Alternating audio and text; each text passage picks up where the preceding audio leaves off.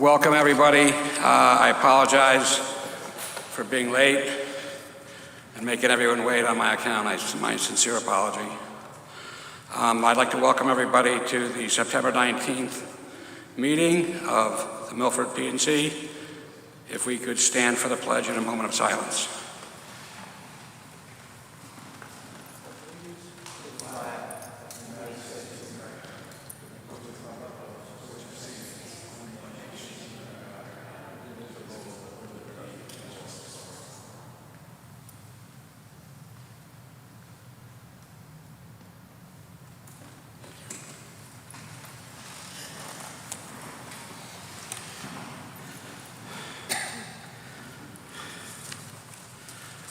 Meg, if you would please call the roll. Ms. Austin, Mr. Sadi, and Mr. Zacharides are excused. Mr. Castagnoli. Here. Mr. Hirsch. Here. Mr. Cater. Present. Mr. Collegian. Present. Mr. Mortimer. Present. And Chairman Quish. Finally. We would like to change this out of order and take the proposed regulation change first, as I understand that will be continued, so we don't, we can move on beyond that. Applicant has the floor. Thank you, Mr. Chairman. That was an unexpected favor. Thank you. For the record, my name is John Nuff. I'm an attorney with an office down the street at 147 Broad Street, here on behalf of Connecticut Post. So we have a regulation amendment application on the agenda this evening. A regulation amendment, like any legislative act, requires a majority of the seats, not a majority of the people who are sitting here. So we require 6 votes, whether there are 6 people here or 10 people here. And knowing that you didn't have a full slate of even 9 now, we let David know that we would be requesting that you open the hearing, then immediately continue it until your meeting on October 3rd. So we appreciate the indulgence. Okay, thank you. Then, David, I should hear a motion to continue, or do we just... So moved. Second? Second. All those in favor? Aye. Opposed?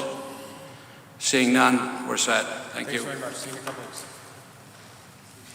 Next order of business is 849 East Broadway, Zone 7-5, petition of Thomas Lynch for coastal area plan review to reconstruct a single-family dwelling on map 27, block 475, parcel 8, of which Edna W. Cleveland is the owner. Good evening, Mr. Chairman, members of the board. Just for the record, my name is Thomas Lynch. I'm an attorney with the law firm Lynch, Trimbicki, and Boynton, and my office is located here in Milford at 63 Cherry Street. I have the pleasure of being here tonight with my clients, David and Nancy McDonald.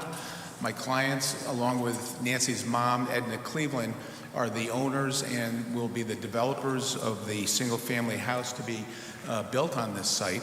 The family has owned the property at 849 East Broadway for over 80 years. There was a seasonal cottage that was located on the property prior to this spring. I appeared before the Zoning Board of Appeals in January of this year and received variances, specifically a side yard variance for each side to construct the proposed house that is shown on the plan submitted to Tracy Lewis was the surveyor who prepared the site plan. So basically, David and Nancy want to relocate now to Milford and build a full year-round house. A beautiful house has been designed by them. They've incurred the services of Fine Home Designs architects out of Botsford. David will scroll through the site plan, the floor plan, the elevations. But this is a pretty straightforward application. It's been reviewed by the zoning office. It's been reviewed specifically by Stephen Harris and David prior to appearing before you tonight, as well as Greg Podleski, our city engineer. So the proposal is to have a 3-level house, typical with the houses being built on East Broadway. Because of the FEMA regulations, the house is elevated to an elevation of 18 in compliance with those regulations.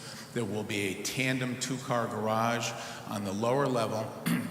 And then there will be 2 levels of finished living space above that. The first level of living space will have the typical open concept kitchen, dining, and living room area. The second floor will have 2 bedrooms and a master bedroom, and then the plans show an unfinished 3rd level.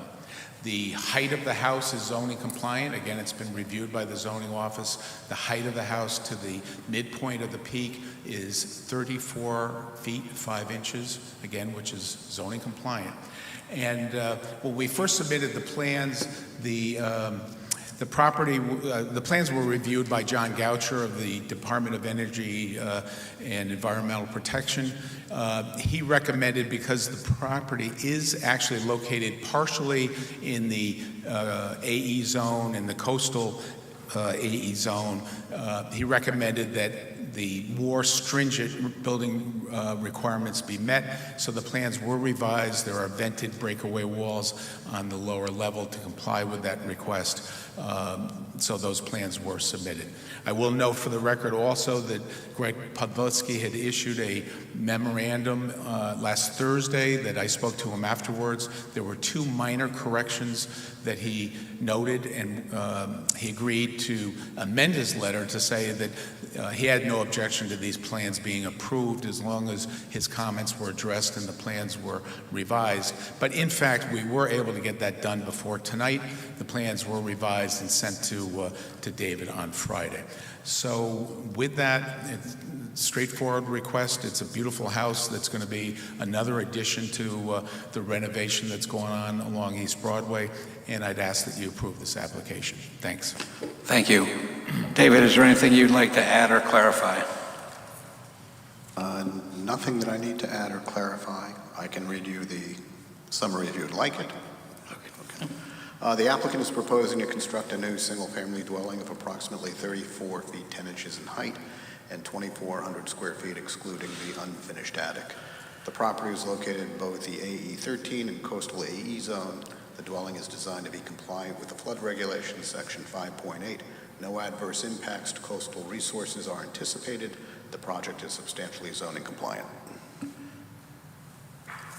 Thank you. Are there any questions from board members to either the applicant or to the staff? Yes, Edon. Yeah, Attorney, Counselor, Attorney Lynch. You said it's a 2-car garage? Is it one bay or 2 bays? It's a tandem, so the cars can park one in front of the other. Got it. Thank you. Yep. And I will add, I forgot to mention, the house will have an elevator, so that's part of the plan as well. Thank you. Any other further questions? Seeing none, I'd hear a motion. Okay, I'll make that motion.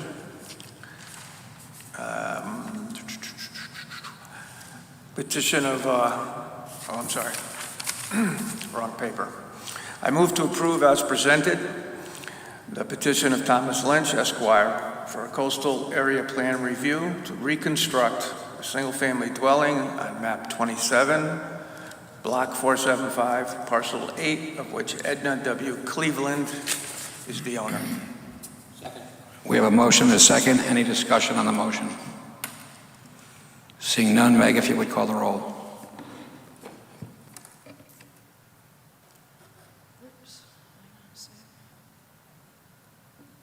Mr. Castiglione? Yes. Mr. Hirsch? With the motion. Mr. Cater? With the motion. Mr. Collegian? With the motion. Mr. Mortimer? With the motion. And Chairman Quish. I'm also with the motion. Good luck with your project. Great, thanks so much. Next order of business is public hearing. Both 242 Buckingham Avenue and 695 West Avenue, which were on the published agenda, have been postponed until the October 3rd meeting. And so our next order of business is 35 Point Beach Drive, Zone R75, petition of RACE Coastal Engineering for special permit to retain and repair an existing seawall for flood and erosion control on map 30, block 635, parcel 1, of which Peter Standish is the owner. The applicant has the floor. Hello, everyone. My name is Adam Vernat. I'm the owner of Ocean County Construction. We're a marine construction company. We specialize in seawalls, jetties, piers, revetments, and docks. We are here tonight to represent Peter Standish. We have contracted with him to repair his existing seawall and also patio on top.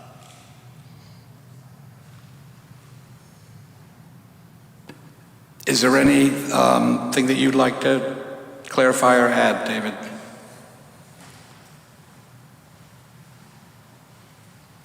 The applicant is proposing to repair an existing seawall. The repair is within 25 feet of the mean high water line, which makes this application a special permit per section 4.1.16.2. The project has been reviewed by the Connecticut Department of Energy and Environmental Protection and was approved by them on July 3rd, 2023. The proposed project is zoning compliant. Thank you. Any questions from members of the board? Sure. So this is a repair of the seawall. Are you returning it to its original condition, or is there any changes? We're going to repair in kind, same height, elevation, face. Basically, we remove the face of the wall, dowel anchor, rebar cage, re-pour the face of it, and then remove the patio on top and pour that to the existing height as well. Okay, thank you. Any other questions or comments? Eitan.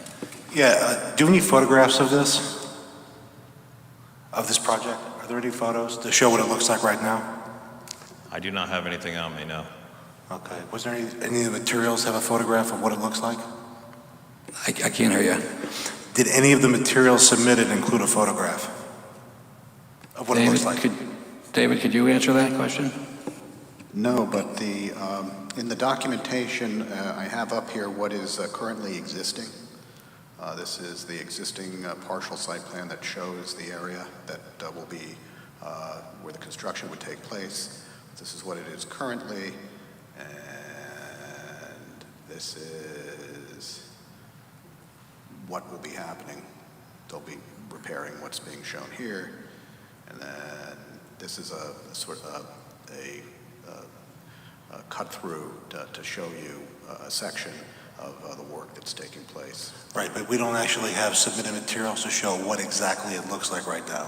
We do not have a photograph, I don't believe. Yeah, The reason why I ask is because in the application, at least in the materials I have, there's a request for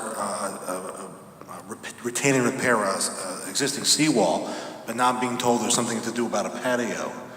And well, I don't know anything about this patio. What's it going to look like? Is it going to change the character of the neighborhood? I don't know anything about this patio, and that's not in the submitted materials. Because it is in the submitted materials under their drawings because it's an existing condition. They're going to be rebuilding it. And the patio itself wasn't subject to, I mean, it's part of the DEP permit, but normally, I mean, they're interested in what's in the mean high water area, which within the state jurisdiction, which is what they ruled on. No, I understand. We're being told about a patio. We don't know anything about the patio. And It's existing. They're rebuilding it. they're just going to so basically you guys are going to take apart the patio, put it back together? Yes, everything goes back together in place in kind. Same elevations, same distances, heights, widths. Yeah, thank you. Sure. And just for clarification, when you say patio, we're just talking a concrete pad? Yes, if you look at the drawing over here, you can see it says concrete knee wall. There's a patio, and then it says concrete patio. That's on top of the seawall itself. So for us to get our equipment over there and put it on top of the patio, we're going to be doing damage to it. So therefore, we must replace it on the way out. Sounds like a good plan. Thank you. It's also incorporated into the seawall with face in the patio. So. Thank you. Any further questions or comments? Seeing none, I would ask, this is a public hearing, I would ask if there's any member of the public who would like to come up and speak on this issue. Seeing none, we will close the public hearing, and if there are no further questions, I would hear a motion. Mr. Chairman, I move to approve as presented the petition of Race Coastal Engineering for a special permit to retain and repair an existing seawall for flood and erosion control at MAP 30, Block 635, Parcel 1, of which Peter Standish is now the owner. I second. We have a motion and a second. Any further discussion? Seeing none, Mike, please call the roll. Mr. Castiglione? Yes. Mr. Hirsch, With the motion. Mr. Cater, With the motion.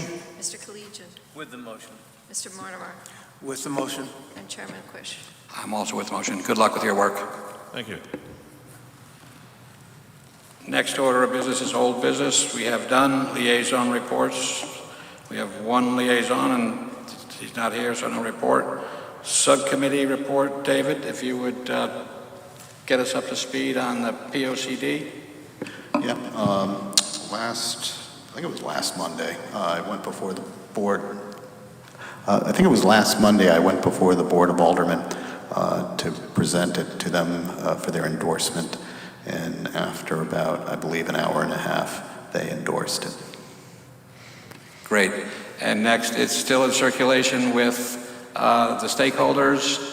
The Council of Governments, I believe their meeting it's this week. So I should be hearing something from them. I'm assuming that they will approve it as well. And then at that point, we will schedule at least one, if not more, public hearings for the public to weigh in before we vote on its passage. On its final adoption, that would be correct. Okay. Yeah. Thank you. And we do not have a date set for the next Regulation Subcommittee meeting. Is that accurate? That is correct. We're putting the items together to get together with you to figure out what will be on the agenda. There's some proposed items. Great. Obviously. Yeah. Thank you. Chair has no report tonight, except for, again, a sincere apology for being late, and staff report. I did send to you a educational opportunity that will be coming up through the Council of Governments. I believe it's in October. I don't remember the date because I forgot to print it out and bring it with me. It's obviously no cost to you, and it's a hybrid situation, so you could either be in attendance there or obviously be in the comfort of your home and earn any educational credits that you might need, which, as a reminder, is a new requirement of the state statutes for land use board members. Thank you. We have approval of minutes. I did go out of order. Do we have a motion to approve the minutes? Moved. Second. Second. Without objection, minutes are approved. Adjourned.